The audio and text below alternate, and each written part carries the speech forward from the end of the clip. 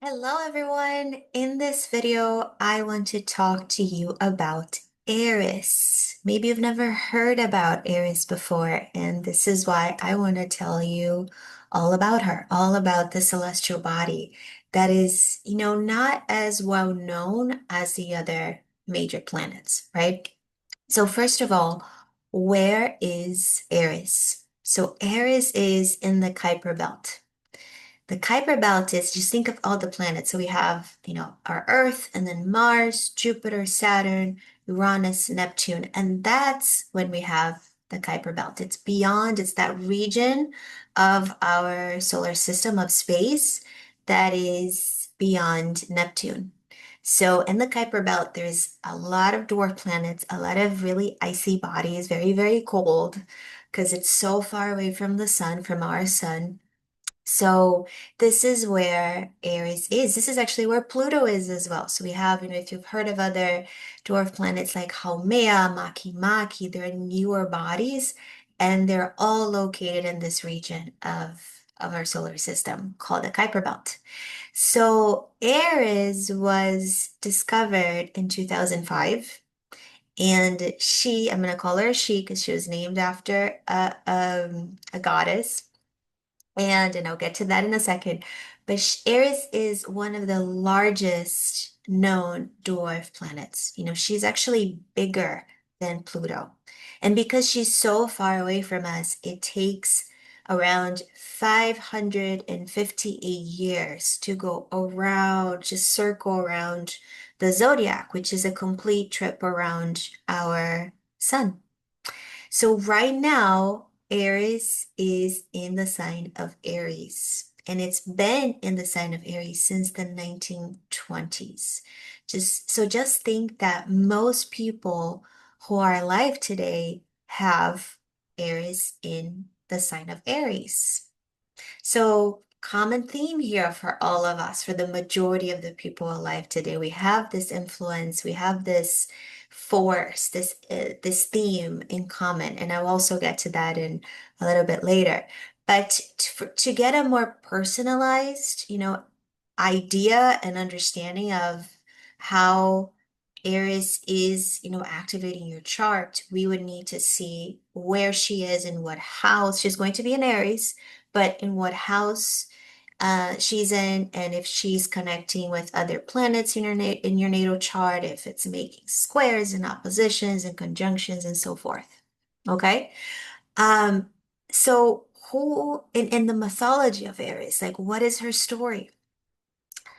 I'm sure you've heard of the Trojan War, right? So she is very much involved in this whole story. So here's how it started. This is the myth of Aries. It's everything to do with this golden apple. It's called the golden apple of discord. So just imagine that there was this grand wedding happening and a feast, and all the gods and goddesses were there. But Eris was not invited because, well, she already had this reputation of being a little bit of a troublemaker, causing issues, causing problems. But she had ended up crashing the party. And because she was pretty pissed off, well, you didn't invite me, I was left out, she threw this famous golden apple into the party. And on this apple, there were these words inscribed that said, "To the fairest." So three goddesses claimed this apple. You had Hera, which, Hera is the wife of Zeus. She's the queen of the gods. Athena, who is the goddess of wisdom and war, and she is the daughter of Zeus. And also Aphrodite, the goddess of love and beauty, also known as Venus. Zeus, so the big guy, right, said, well, I don't really want to get involved. So I'm actually going to kind of pass on this task to Paris of Troy. And the goddesses try to bribe him. So Hera offered him power. I believe it was power. Athena said, okay, I'm going to give you wisdom and all these military skills. And Aphrodite offered him the most beautiful woman in the world. And this is what exactly what he chose.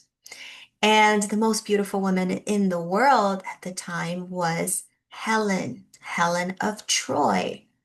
But she was already married. She was married to the king of Sparta. But Aphrodite gets involved, and this is when Paris takes pretty much, kidnaps Helen. Some versions of the story says that she was in love with him, she wanted to leave Sparta, and other tales say that she was abducted. But this was a big deal. It was a huge offense. It was a huge betrayal. And this is when the king of Sparta is so pissed off. He's so furious. He, gathers all the Greek forces and military. And this is when, they go to Troy to get Helen back. And this is when the Trojan War starts. And supposedly it lasted 10 years. So you see how Aries gets the bad reputation that she was the one who caused the issue, because she's the one who throws the apple. She initiates this conflict. But if we look deeper into the story, we actually see that she didn't cause anything. She simply exposed what was already happening in that room full of gods and goddesses. She reveals, when all these goddesses want to be the fairest. It's this revealing how there was vanity there, there was ego there. And so it wasn't about just creating like chaos out of nowhere and starting problems that weren't there to begin with. But what she did was exposing something that was already in the room. She's exposing something that was underneath and in many ways hidden. It wasn't, it just wasn't exposed, right? So if we leave this myth now, if we leave this story aside and we go back to the astronomy of Aries. So when Aries was discovered, she, she's pretty much about the same size as Pluto. So she's actually bigger than Pluto. So this whole question about, well, if Pluto is a planet, shouldn't Aries also be a planet? But what the astronomers did was that instead of adding Eris as the 10th planet, back when Pluto was considered a planet, the astronomical community decided to do something, I guess, more disruptive. It redefined what actually counts, the requirements to be considered a planet. So in 2006, the Astronomical Union reclassified Pluto and the newly discovered Eris as dwarf planets. So, here's the connection. Aries didn't destroy Pluto, right? She exposed something. She exposed the fact that there were maybe old definitions, things, what was considered a planet, what was not considered a planet. Like there are things that were inconsistent, incomplete. So she was that force of, reckoning in many ways, where she's revealing something, she's bringing an inconvenient truth that must be acknowledged, that we must look at, something that was hidden and now it's out in the open, and we have to look at it. We have to acknowledge it. We have to do something about it.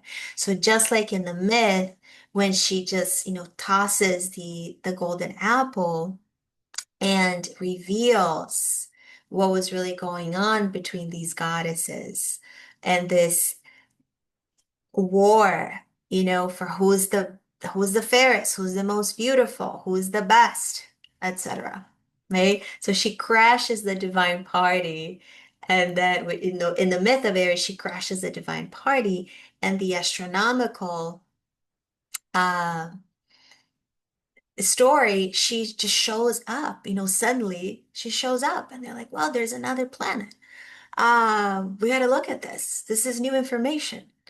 And then back to the myth, she throws a golden apple, right? And now in the real life, she really, she's sparking this new conversation, this new battle about what counts as a planet, what doesn't count as a planet. In the myth, she's exposing ego, she's exposing vanity, she's exposing how there's already a war happening. And the same way that she's exposing the flaws of the planetary classifications. And she triggers a Trojan War, which, the equivalent would be she's triggering that conversation about Pluto and that whole controversy. What is Pluto a planet? Is Pluto not a planet? And so forth. So you see how there's a parallel between these stories and the same themes are really coming up. So her discovery back in 2005 challenged an old system and made us redefine so it sparked a lot of conversation in the field of astronomy. So this is her core. This is her role. Aries arrives to shake what needs shaking, but not for the sake of destruction, not for the sake of chaos, just to generate issues or problems, but to reveal something that's lying underneath that we need to look at, that we need to face, that we need to confront. Right? So that's why she's considered in Greek mythology the goddess of strife, the goddess of chaos, the goddess of discord, and she's seen as very much like a dark force. And we can see that, but it's a necessary force, right? So she is a troublemaker. She's, Pluto's rebellious sister, but it is a force that we cannot ignore.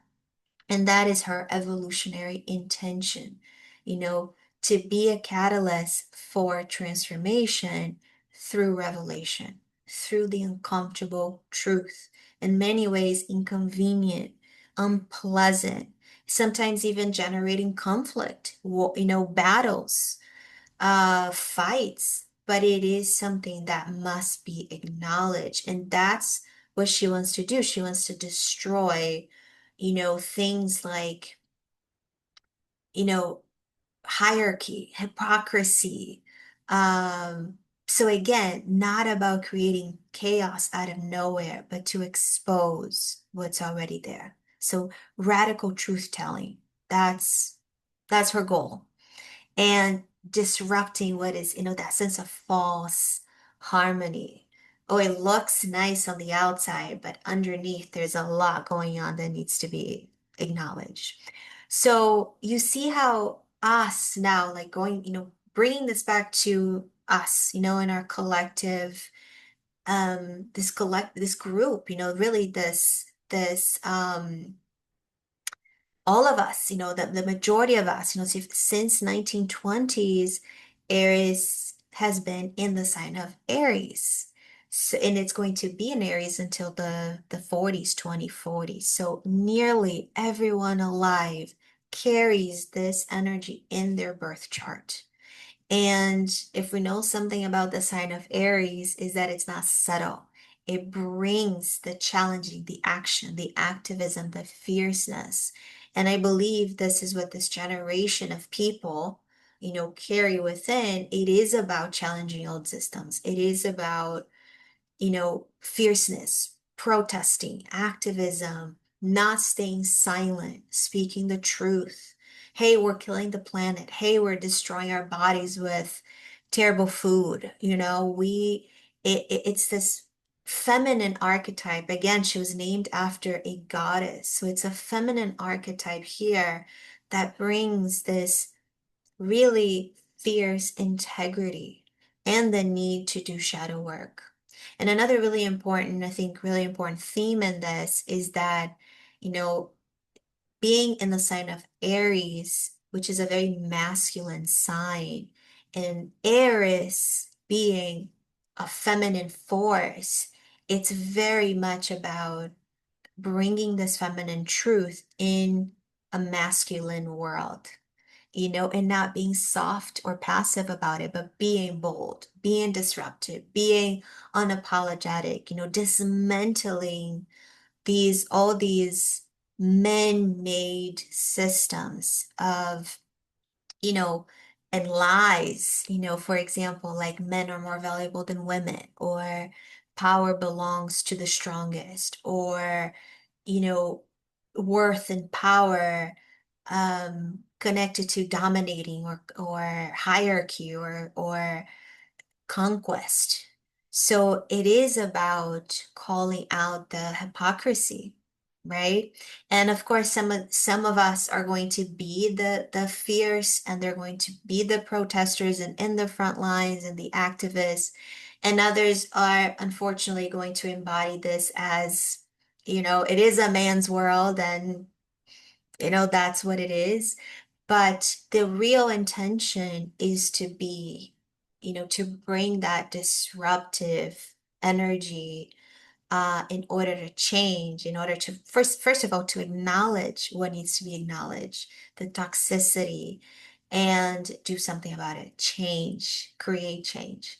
So if you have, especially if you have a prominent Aries in your chart, for example, if she's on an important angle in the ascendant, the descendant, the IC, the MC, the four angles in the chart, that's a prominent Aries. If she's conjuncting one of your planets, if she's next to one of your planets, or if she is right now transiting one of your angles, this is extra important. This is extra relevant for you. And part of your job is not to keep the peace, but it is about bringing honesty through your voice in order to create change in this world, and speak about the inconvenient truth and the injustice and the toxicity and the family and the government and the culture and the groups, and really truly blaze new paths forward with more integrity. So it's a collective assignment, to really, I believe, to really embody this energy. And we could do this work in our lives. And I think some really important and simple questions that, to kind of get that, to get the important answers is, where do I need to feel like I must say something? Even when it's uncomfortable, even when it might cause some drama, it might step on people's toes, but it needs to be acknowledged, and sometimes that even means you're going to stand alone in that fight, but it is important to really show up and take action and say what needs to be said. So I call this in many ways sacred disruption, that can really assist in making this world a more authentic world. And yes, and again, not destruction for destruction's sake, but to rebuild something that's going to be more authentic, more in alignment, and healthier, and in all aspects of life. I hope you enjoyed this. I hope you learned something new. If you don't know where Aries is in your chart, you can cast your chart on my website. I will have the link on the comments. And if you know where your Aries is, let me know. What house she's in, how you've experienced this energy, and so on. On that note, thank you so much. I hope you enjoyed this video and learned something new. If you liked this video, make sure you give me the thumbs up and subscribe to my channel if you haven't yet, and I will see you next time.